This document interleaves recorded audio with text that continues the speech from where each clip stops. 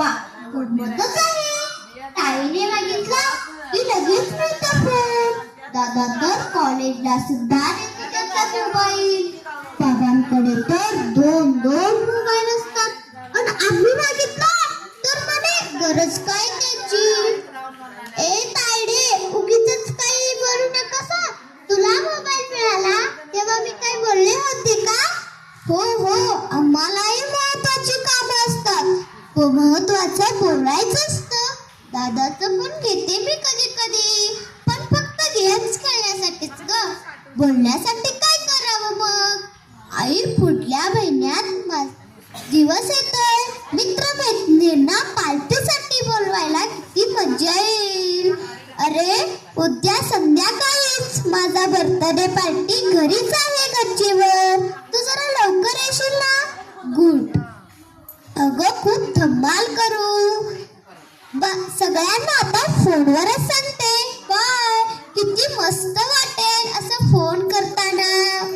आई, अगं शाळेत अचानक सुट्टी घ्यावी लागली तर उगीचच बोलणी ऐकावी लागतात सरांची.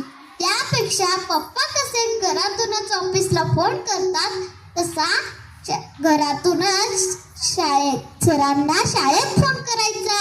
हॅलो, गुड मॉर्निंग सर, मला आजची सुट्टी मिळेल का? सर, उद्या नक्की येणार. Thank you sir. अशी कामं करता येतात. तू सांग ना बाबांना. काहीच्या वेळी तूच का नाही सांगितलीस? काही तुझी लाडकी आणि मी काय दोडकी आहे का ग? तुझ्यापाशी नसला म्हणून मलाही नको का? अगं, माझा फोन आला की आपण दोघं वापरू.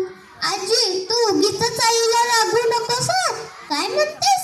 तुम्हा मुलांना मोबाईल फोनवर किती बोलायचं ह्याचं भानच नसतं. अगं, मोबाईल फोनमुळे कोणालाही संपर्क करता येतं.